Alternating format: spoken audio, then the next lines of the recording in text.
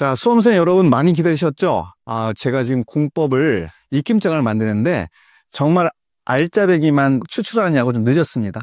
자, 좀 많이 기다리셨을 텐데 드디어 출간이 됐습니다. 그래서 제가 이제 익힘장 활용 방법하고 자, 효능을 좀 간단히 말씀을 좀 드릴게요. 자, 일단 제 사진 어떻습니까? 잘 나왔죠?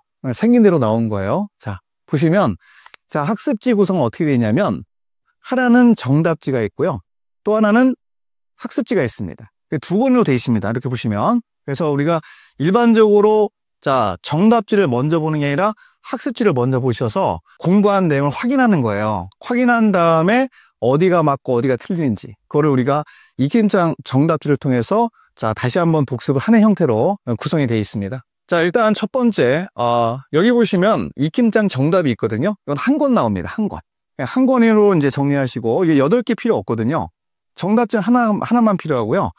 그 다음에 학습지가 8권이 쭉 연결됩니다. 그래서 정답지 하나랑 학습지 8개에서 총 9권으로 구성되어 있거든요. 이건 뭐냐면 왜 이렇게 많아 그러지 마시고 자, 일단 여기는 1주차, 2주차, 3주차 이렇게 들어가는 경우도 있고 아니면 첫 번째 공부하실 때는 이제 한 권 갖고 8번 나눠서 하시는 거야. 첫 번째는 스텝 바이 스텝이라고 해서 첫 번째 보시면 처음 강의를 듣는다. 내가 일순환 과정에서 강의를 듣는다. 뭐 1월, 2월 강의를 듣는다. 이런 분들은요. 자, 일단 1주차 때 어떻게 공부하신다냐면 한 페이지만 하시면 돼. 한 페이지. 그래서 1주차 강의 분량만 공부하시고 그 다음이 더 중요합니다. 그럼 내가 2주차 수업 들어갔다.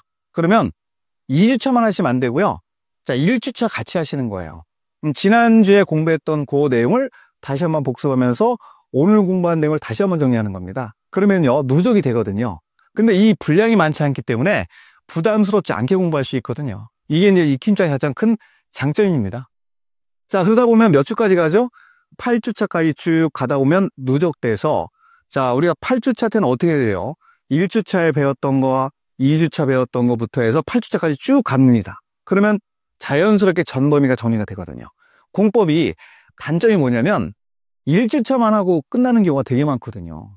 그래서 이걸 누적해서 공부하는 거는 굉장히 효율적입니다. 그래서 그냥 여러분 혼자 하시라 그러면 못하니까 이걸 통해서 익힘장을 통해서 자, 한 번씩 써보면서 내가 배운 걸 정리한다 이렇게 생각하시면서 자, 이렇게 8장을 딱 한 번 정리해 놓으면요. 전 범위가 쉽게 정리가 될 수 있거든요. 그런 식으로 하시면 되겠고 그러니까 나는 처음 공부하는 게 아니라 나는 공부를 좀 해봤어.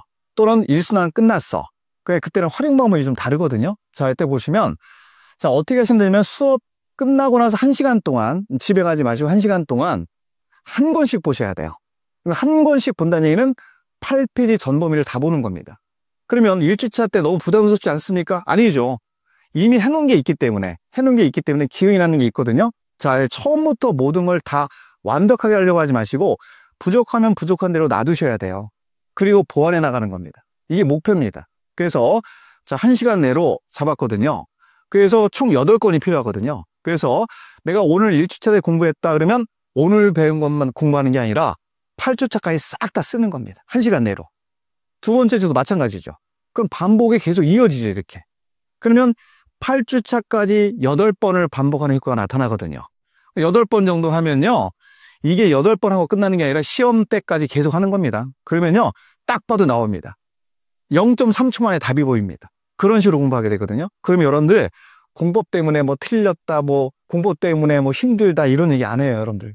익힘장은 그런 효과로서 가장 효율적으로 공부할 수 있는 이 방언각의 특징이에요, 제가 볼 때. 그래서 저도 부랴부랴 만들었거든요, 이거. 그래서 일단 여러분들이 자, 모든 걸 다 하려고 하지 마시고 부족한 부분을 보완한다. 이게 가장 중요합니다. 그래서 자, 효능은 뼈대를 잡아준다. 알맹이를 집어넣는 겁니다. 그래서 제가 체계도를 통해서 뼈대를 많이 잡아드렸지만 그 내용이 어떻게 나오는지를 다시 한번 익힘장을 통해서 확인을 꼭 하셔야 되고 거기다 알맹이를 집어넣어야 되거든요. 알맹이 잡아줌, 뼈대를 잡아준 이렇게 보시고요.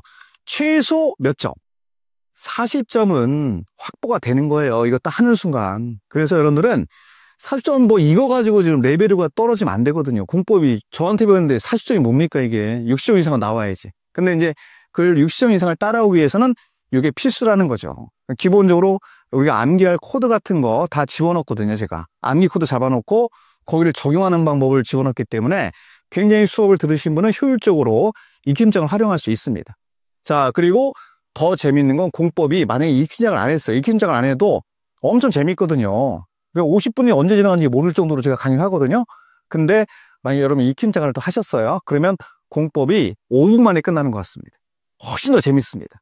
기대해도 좋습니다. 그래서 여러분들이요, 요 세 가지가 목표예요. 저는 뭐 이걸 세 가지 목표로 좀 늦게 나오긴 했지만 그래도 열심히 준비했습니다. 그래서 여러분들이 익힘장을 활용을 하시면요, 제가 볼 때는 공법에 대해서 두려움이 싹 사라질 겁니다. 사라지면서 이렇게 제 약간 웃는 거거든요, 제가.